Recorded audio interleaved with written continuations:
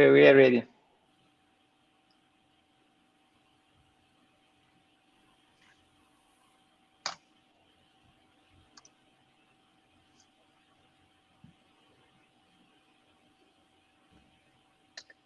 Okay. Hello, everybody. Looks like we are live. So quickly I introduce myself. I'm Marco, one of the co-founder of Enecta. And today I have the pleasure to have a short interview with Fernando Suarez and his friend, which we will know more about, because it's a beautiful story that we wanted to report to all our clients and anybody that follows our channel, because it's a story of a small success, but also that can represent hope for owners of pets. In this case, we see behind Fernando, there is somebody else connected on this interview. Hello, Fernando. Thanks for being here. Hi, good morning. Well, thanks Hello. to you for your interest and for inviting me to share this story. I'm very excited. Thank you so much.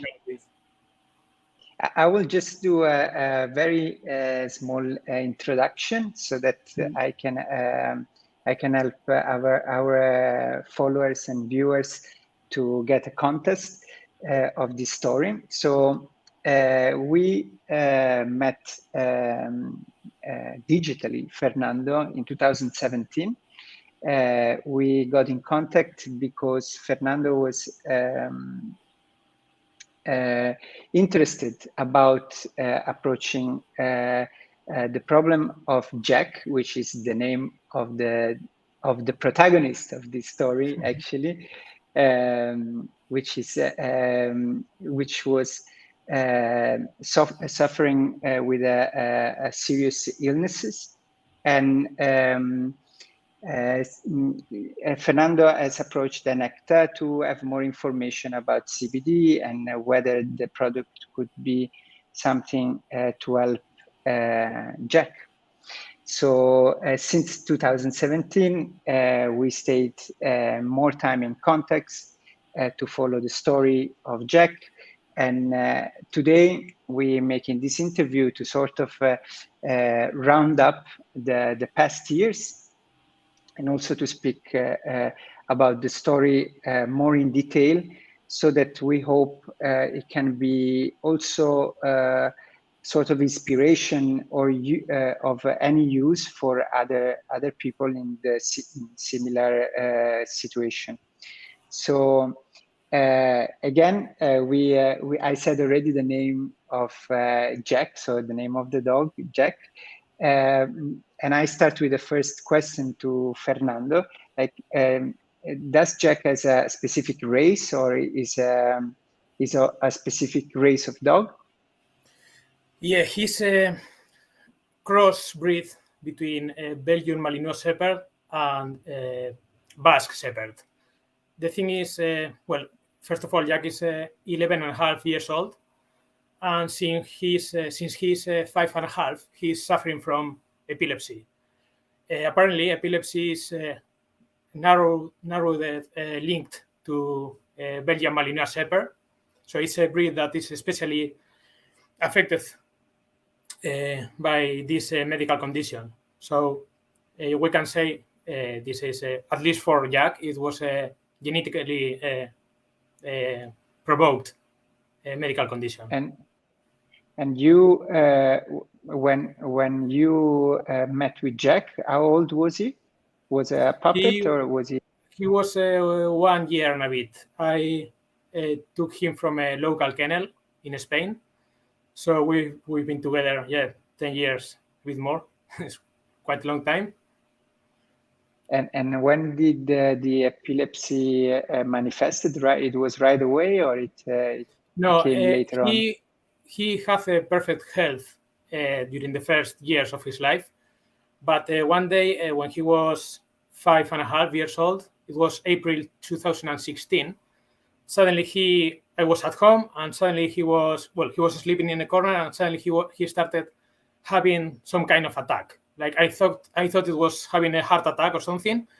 He was just lying on his side, trembling, very rigid. His jaw was moving very violent. He didn't have consciousness at all.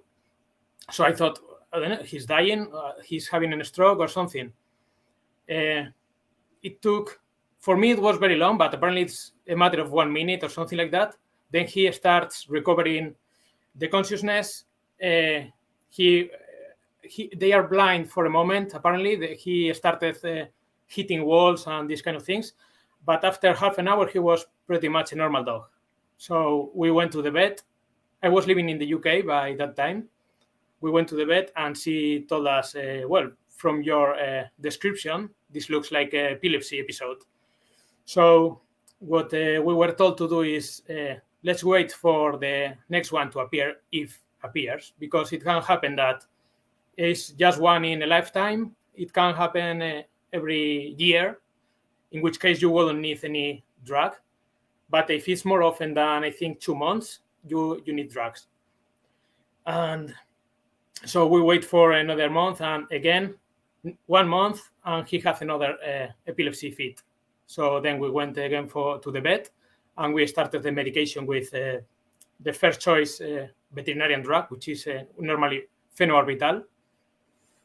And yeah, next I thought, okay, we are having this medication, everything is going to be fine. But the following month, again, he has a fit in the morning, a fit in the afternoon, few fits in the evening. So I was thinking, this doesn't make sense. He's having medication, and the condition is apparently worsened. No? So I was pretty desperate. I contact a veterinarian center in Bilbao, which is a very good reference center for neurology. And I told them, look, I'm living in England. I know about you. I know you are good at this. This is what is happening, and the medication is apparently not working. So I was pretty lucky because I got in contact with one of the specialists there, Maria, and she, from that moment, she took Jack as her patient, even in remote. She was in Spain, I was in the UK, and she got in contact with the vet in the UK. She told her to increase the dose. And not only was helpful for Jack, it was also helpful for me, because I was thinking, oh, what is going to happen? This is not working. She told me, no worries. Sooner or later, we will find what works for Jack. So it was also support for me. So during the first period, you had no previous experience, and you started to immediately trying to address the problem, but the episodes were like far from the seizures. They were intervalled, like they had a large interval, or it was at that point already more frequent? Yeah, what happens with epilepsy is that it's a medical disease that probably the first fits that the dog have, even though they are very noisy and very dramatic, it's quite unlucky that the dog is going to die in that moment. But during the time, it's a progressive condition, so it tends to get worse. It tends to get more often and more violent. So I started to do my research. As soon as we increased the phenobarbital to the highest level, Jack was doing pretty well for 6-7 months. And that was having one epilepsy fit every 2 months. I used to put also emergency drug. It was diazepam. In the moment a dog is having a fit, it's important to try to cut that episode. So normally diazepam is administered, and this usually works. But as I was telling, after 8 months, he started having fits more and more often. Not every 2 months, then every 1 month, then it was every 2 weeks. And what is worse, the emergency drug stopped working. So he was having not only one isolated fit, but it's called epilepsy in cluster. This means the dog or the patient have one fit, and when it's finished, he's already loading the next one. So the previous fit triggers the mechanism for the next one to happen. So Jack some days was having 6, 7, 8 fits, and as I said, every 2 weeks. And as the emergency drug we were using, diazepam, wasn't working, we started using a more aggressive emergency drug. This is levetiracetam, and this was working for him. But if you administrated levetiracetam to a dog, you normally need to follow a 5 days course of administration. And during these 5 days, Jack was totally like a dead dog. He was just in his corner, sleeping 24 hours. Then after those 5 days, he was normal dog for 3-4 days, and again you started seeing some signs that were telling you next epileptic fit is coming. And then again, same story, once again, and it was really stressful for us. Yes, I can imagine, and painful to see, especially when you were used to see probably a very active dog.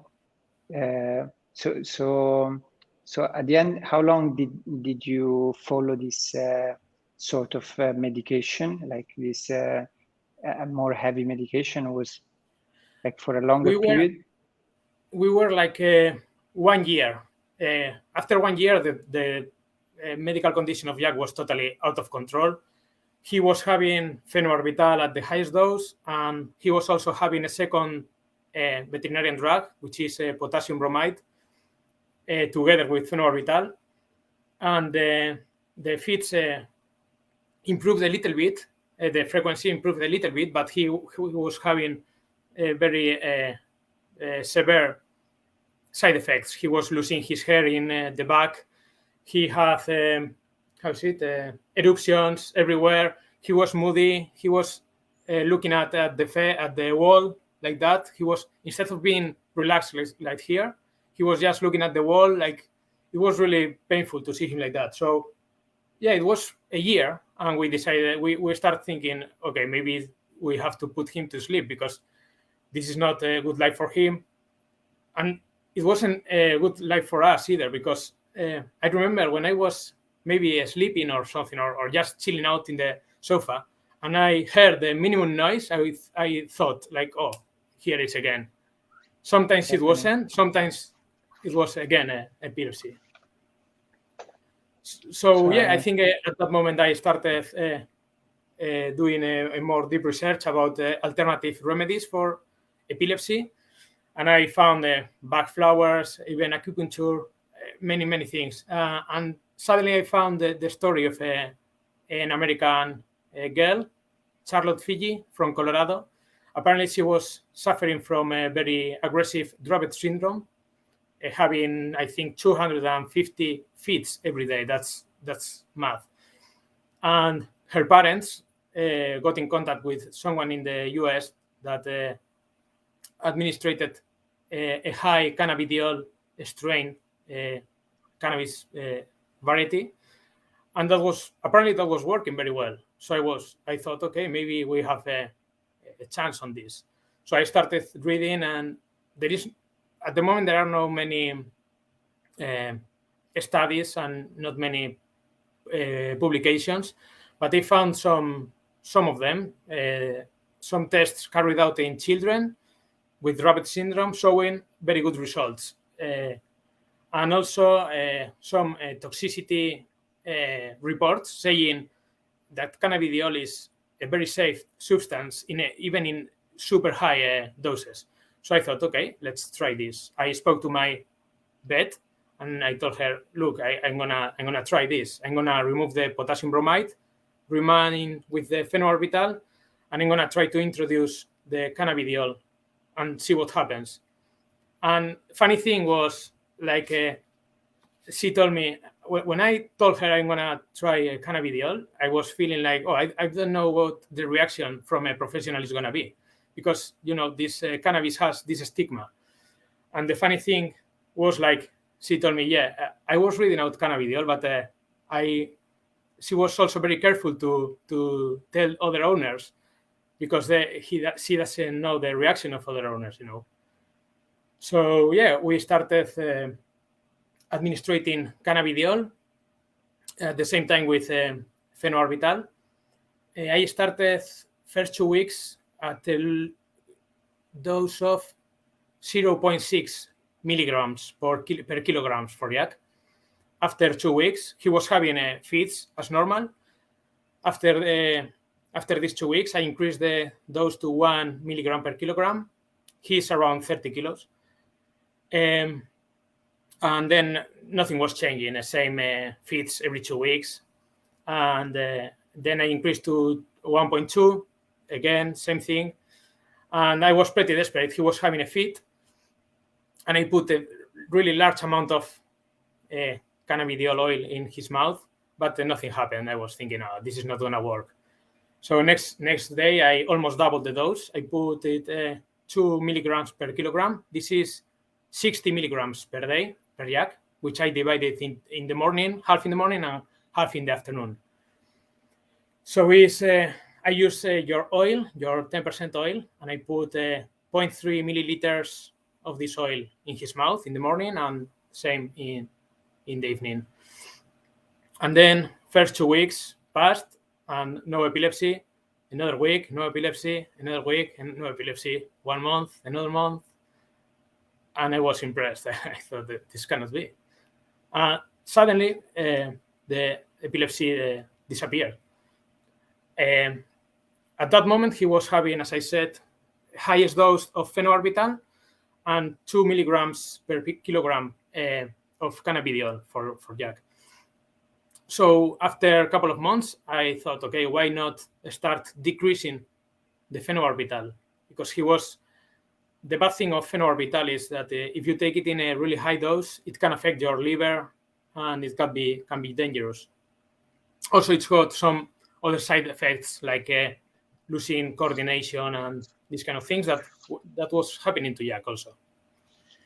So yeah, I started gradually decreasing the phenobarbital, and after 6 months, we were out of therapeutic dose of phenobarbital, because I was also carrying out blood tests just to see how was the phenobarbital level in his blood. So as I said, after 6 months, he was out of therapeutic dose of phenobarbital, and that is supposed to mean that phenobarbital is not doing anything against epilepsy, but he was not suffering epilepsy. So the key is cannabidiol must be working well. And then on the 9th month, he had a very light epilepsy fit, but we didn't need emergency drug to stop this. So yeah, I increased again the phenobarbital, and then I spent another year with no epilepsy, and I thought, okay, I have to try again. So I started again lowering the phenobarbital, and we completely remove it. And this is 3.5 years ago, quite a long time. He's been for these 3.5 years just taking cannabidiol on monotherapy.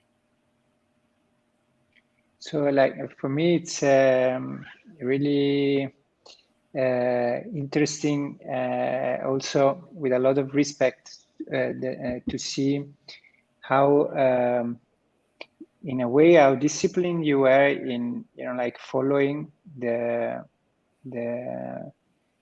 sort of a protocol, but also believing in how to interpret it, some of the signs that Jack was giving you in terms of feeling better or more active.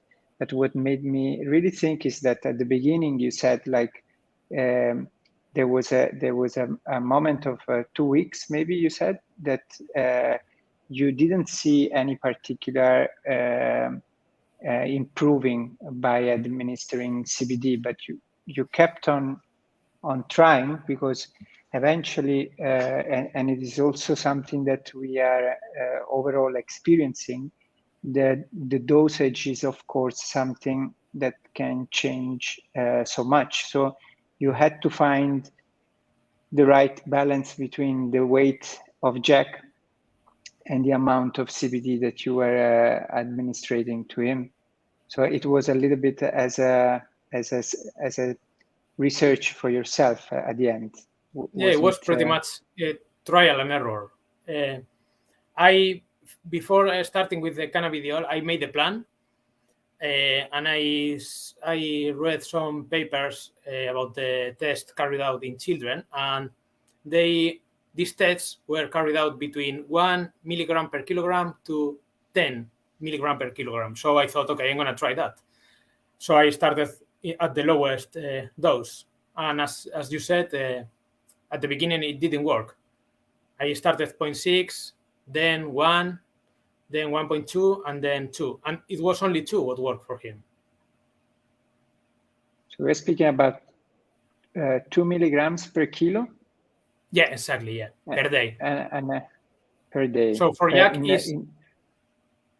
for Jack is, as he is 30 kilos, 2 milligrams per kilogram per day means 60 milligrams per day of cannabidiol. And if you use 10% oil, this means 0.6 milliliters a day. I divided it in 2 doses, one in the morning of 0.3 and one in the evening of 0.3. I normally use a syringe like this. So I made a line where the 0.3 is. So this is his dose. So for this kind of application, and to be more precise, the normal pipette that comes with the oil, it's not so useful. And then you're switching to a more precise way of calculating it. And you are constantly giving it every day. And my question is like, is right now still using CBD, or you stopped at one point? No. He's using CBD every day. Every day. Yeah, but only CBD. That's quite that's something that is worth mentioning. Studies that have been carried out in humans, the protocol they follow is 1 milligram per kilogram of CBD, but always as a secondary drug. So in humans, they take the main drug and then cannabidiol just like to make it more powerful. So it's quite, I'm not going to say strange, but it's quite unique that he's reacting so well to a monotherapy of cannabidiol. I haven't found any report, any document saying using cannabidiol as a monotherapy. And this is indeed interesting. I think that in many cases, also for humans, cannabidiol is suggested as a co-therapy. But it's great to know that in this case, Jack is using only CBD. And how at the moment is this impacting his lifestyle? Do you think like it's more chill? It's more quiet? Or you think as a... No, I mean, first of all, his life and my life also has changed dramatically. As I told you before, we were under stress, thinking he's going to have epilepsy this week or when, or today, or when it's going to happen. And now I'm really confident that that's not going to happen. You know, it's been 3 years and a half with no epilepsy at all. And for him, that you wouldn't believe the change. I mean, you see him now, he's chilling out, but he's 11 years and a half old. He's quite old already. This morning we made 12 kilometers cycling. I was cycling and he was chasing me. And in the afternoon we will do the same, or maybe going running. So he's super active. He's very, very active. At home, he is normally chilling out like this. And it's worth mentioning also that when epilepsy was totally out of control, our vet told us to reduce the physical activity, because every time we went for a run or in the mountain or something that was a bit demanding for him, that day he had an epilepsy fit. Whereas now is no problem with that. He's doing exercise every day. And how are you giving him a CBD? It's like in his food or directly in his mouth? How does it work? How does he take it? In humans, it's good to do it sublingual, no? Because that way you go directly to the carotid current, and you don't make the first liver pass. So I try to do the same for the dog, but that's quite difficult, not to say impossible. So I just pour it in the mouth, I'm not going to disturb him, but trying to put it on the side of his mouth with the syringe. Again, that was trial and error. Some days at the beginning, he just put his tongue and smash everything out, and again, you have to do it again. But I try to put it in the mouth. But some days, or for example, if my mother gets the dog for a week or whatever, or if I go dinner and I'm not going to be able to give the medication to Jack, I have an automatic feeder. And there, what I do is I put these capsules you have. They are 33 milligrams. And as Jack dose is 30 milligrams morning, 30 in the afternoon, I just put one of those with his food in the feeder. And yeah, that works. That works also. Yeah, I've recently heard the story of another person giving CBD to his dogs for a different problem, and they got so used that they told me that the dog right now wait for them with the mouth open to receive the medication. I was really surprised. Yeah. That happens with Jack also. Yeah, he's used right now to receive and also it, so. as I give the medication right before the meal, he knows when I take the syringe with the cannabidiol, he knows it's time for lunch, so he tries to make it easy. So do you think he dislikes the taste of the oil, or it's becoming okay? I mean, it's not very common taste for what the dog usually experience with their food.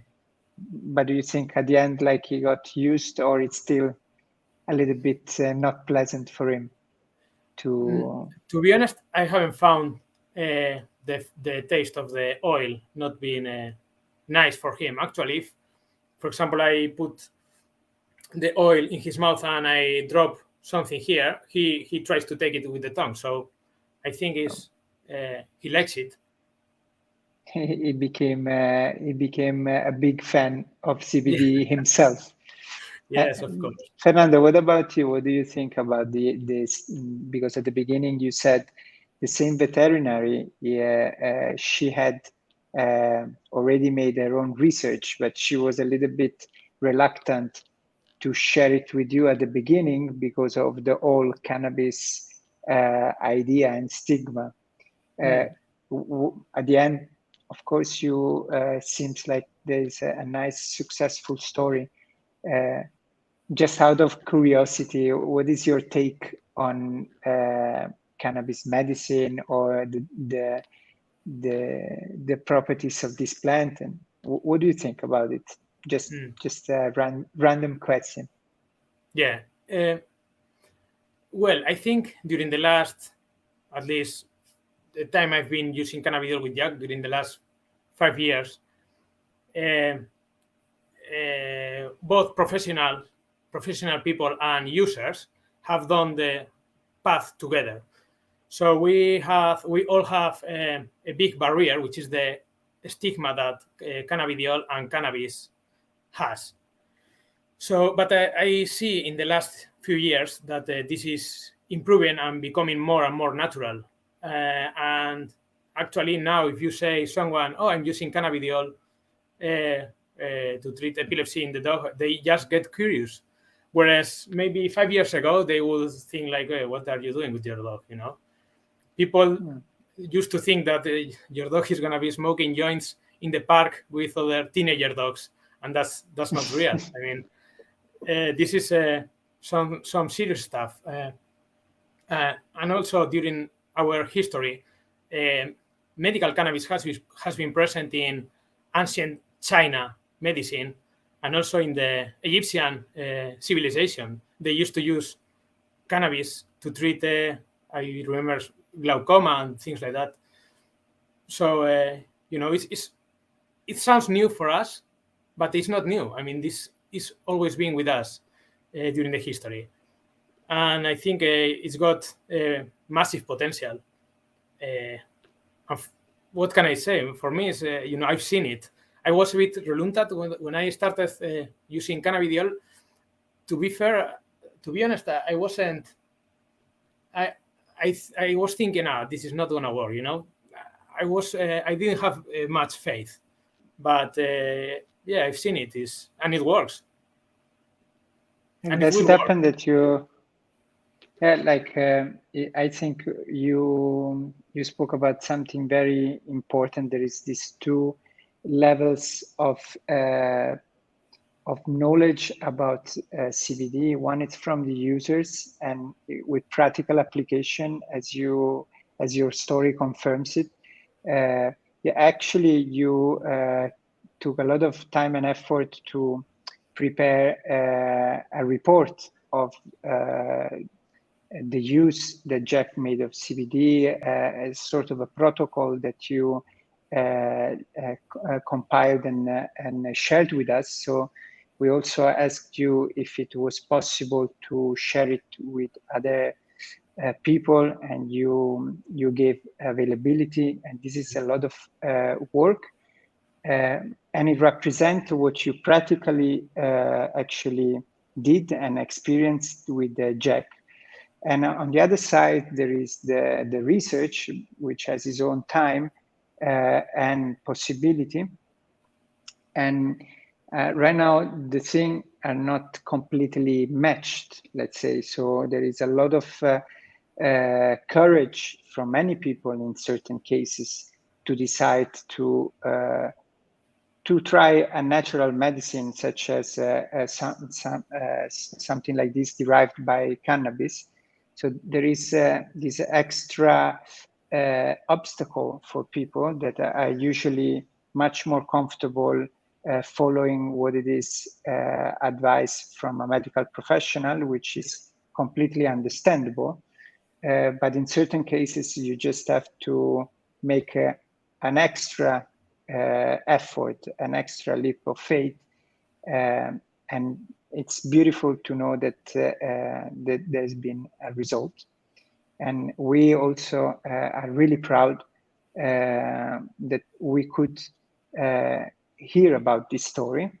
As we told you in the past, this is also very important for us, because as a company that works with CBD, I cannot hide it. There is a lot of obstacles for us as well to produce it, to sell it, to promote it, and it's something that we have to. And a story like the one of Jack gives us a lot of energy to continue on doing it, because at the end we see that the results are coming. We see that it's impacting the life of many people and animals as well. So this is really important. So we really thank you a lot. I was wondering if you are also yourself sometime using CBD, or if anybody that you know as a human is using CBD. Oh, did you ever try? I've tried cannabidiol a few times. I also, when I practice some intense sports session, I normally have problems in my legs, like feeling really tired legs at night. And normally I put some cannabidiol, in my mouth, and it helps sleeping. I've tried also just to experiment how Jack could be feeling. I've experienced like his dose on me, which was a pretty big dose for a person, and everything was fine. I wasn't high, of course. I wasn't especially sleepy. I was fine. So I would remark that cannabis is a very safe drug. Your body has a mechanism that only allows a certain concentration of cannabis to be a metabolist. So I think there are no death reports linked to cannabis overdose, even in a ludic history of time. use. Yeah. So yeah, we should open our mind a bit more, and yeah, this is a safe substance, and it can work very well. So yeah, I think medical cannabis movement is unstoppable right now. It's becoming bigger and bigger every day, and that's the only thing that I'm afraid of. As something gets big, governments and big pharmaceutical companies, they start to put the target there. So I'm a bit I have my eye on that. Let's see if politicians can make the correct laws and not make it difficult. Yeah, you're completely right. It's definitely good that it becomes more available, and the status of legality of this substance goes more and more in the right direction. But indeed, the risk is that at the end, instead of making it more available for the patients, it becomes more restricted, and this would be indeed maybe perhaps not the outcome that we all wish. It's very recent from the food agency, European Food Agency, that it's working on establishing whether CBD can be used as a food or as a food supplement right now. We are seeing that the process that they are doing, it's very long. At the moment, they even stopped and made a little hold to the whole process of research or the whole process of authorizing CBD as a food, because they feel they need more evidence that CBD can be useful. They want to have more evidence that CBD cannot be harmful for people. Whilst, as you said, like we have hundreds of years of history from the normal use of people that is proving that it's a useful substance and definitely not harmful. But yet, when it starts to go on a protocol, which is not a bad thing, it's good that things are being checked. It's good that things have to have a certain quality level before they're putting into the commerce, let's say. But the threat is that these checks make the whole acceptance of CBD and other molecules, which are we seeing very, very useful for other reasons, but it makes it much more slower and narrowed. So indeed, as you said, I hope that more knowledge and also the story, such as the one you're sharing, makes people more comfortable. And then when people are becoming more comfortable and they're pushing for having more access to this kind of remedies, then we hope that this whole mechanism, as we say, becomes and goes in the right direction. But so far, we are already happy, and we are already happy of the small results that we are achieving by using CBD in a situation like the one that you just represented. So let's hope for a more open and acceptable future for cannabis and cannabinoids in general. No, I'm sure about that. Doesn't matter how difficult can be right now that all this legislation is starting, but I think it's unstoppable. I mean, in few years' time, pretty soon, we will be able to use cannabis freely. Because the funny thing is, you now can go to a pharmacy and get paracetamol without prescription, and take all the tablets and destroy your liver. Whereas with this substance, you are completely safe. So yeah, no, I'm pretty sure this is something that is not gonna stop. The evidences are there. Every day there are more and more researches, tests, publications. So yeah, this is not gonna stop, I'm sure. Fernando, I have a question, and I hope to don't steal too much of your time, but I was curious, what's the financial impact of following a cure like this every day? Because, like one of the things we want to try to promote is to be accessible. It's not easy for us to have a level of product, keep certain standards, and having a price point that makes it doable for people to use it. In your case, like is the cure that you are using for Jack, how do you experience it? You can tell us freely. How does it look for you? It's difficult financially? Well, to be honest, when I made the plan, I told you Jack cannabis administration could go from 1 milligram per kilogram to up to 10. So I was thinking, this is going to be expensive, So, I contact you guys, and you gave me a lot of support and help. Also, latest news from you is that you achieved to reduce the prices. That's a big relief for people like me, I guess, because it's something that it can be quite pricey if you need it in an everyday basis. So any help on that side is welcome, is good. So seeing that you achieved to reduce the prices is a relief for us. I thank you so much for this thing that you said, because at the end there is so many.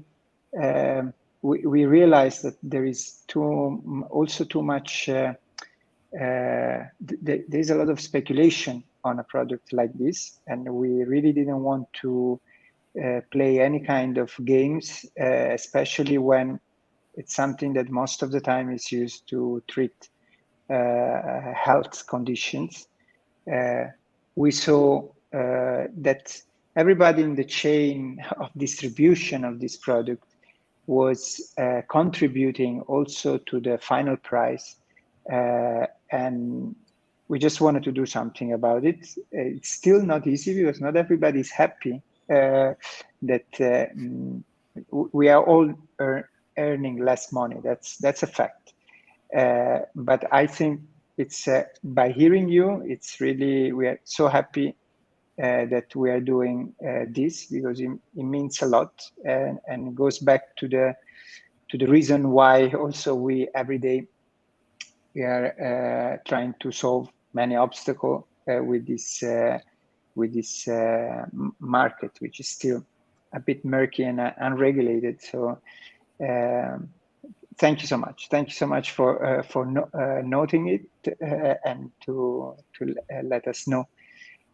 Also, aside from that, we wish to be available. So if anybody's hearing this story and everybody is interested, please know that you can always contact us, and we can always try to find an arrangement that makes it doable. That means a lot for us to try to find a solution. So please contact us. Don't give up on a possible solution for the health of your dear friends. So we are here for that. Fernando, I don't want to steal more time from you. If somebody wants to follow more in depth the results, in the coming days we will update some of the documents you share with us on our website. I wish I can see Jack with in real life, but I'm so happy to see the. Jackie. I don't want to disturb him, but no worries. Well, you see, it's a live dog. It's super. I thought he was just not interested, but he was just waiting for the input to start and play. Yeah, it's great. He's just chilling out there. But then as I open the door, he goes mad. So yeah. So what's gonna be the next trip for Jack? Are you bringing him to again to run with you on the bike or anything like that? I'm curious. Yeah, of course. I mean, this evening, I will go with him, and we'll take the bike or whatever. Next month, we're planning to go to Spain for holidays for a week, and we will try to do some mountains there because I currently live in the Netherlands, and I haven't found a mountain here, so I really miss a mountain. No mountains. When you go to Spain, you're gonna drive to Spain, or how does it work? Is okay being in a car? He's perfect. He can be like 10 hours just disturbing there in the car. I mean, sleeping for a moment, and then when he gets bored, he comes to disturb you. You have to stop. You play a bit, and that's all. Funny thing is, we have traveled to Spain from the Netherlands by car, but also we tried a couple of times by train, and he does fine also. And it's quite a long trip. Aside from the success story, it seems like Jack is a very cool dog, to be honest. He's like really cool dog. Yeah, he's nice. All the people in the neighborhood loves him. Yeah. Right. Fernando, I really, really thank you a lot in name of the whole company. Your story has been around because we love to hear a good feedback also from the customer care. So we had the story going around in the company as our own pride of something that is it's showing good result. I really thank you so much for believing in CBD, for believing in us, and for being so structured and focused on Jack. It made everybody more happy. So thank you again for the time for this interview. I hope that can reach more people. Thanks a lot. Thanks to you guys for your interest and for your massive support during these years. I've been in contact with you guys with Aliona through email, and it's really, really nice to have your support and interest on this. So thank to you guys, and I hope you will keep growing in the future and doing well. So I think I hope, Fernando, you can visit us in Italy. I wish to see Jack running through the fields of hemp. That would be really nice. You're the most welcome. Welcome. If you, I take your word. Feel like, yes, absolutely. We'll make a special dinner for you and Jack as well. Oh, that sounds good. He would love to see where we grow hemp, which is a beautiful mountain. So it could be a very nice way of seeing him in real life. So would be really cool. So really please do take my word for it, and let's be in contact for that too. Would be amazing. Sure. Thank you so much, Fernando, and thank you very much, Marco. A big hello to Jack, and thank you again. we will follow up with this story with a little article on our blog so that we can report a little bit also the protocol you followed. Yeah, I wish you a nice day. Yeah, you have a nice day too. Bye-bye. See you guys. Thank to everybody. Ciao, ciao. Bye. Bye.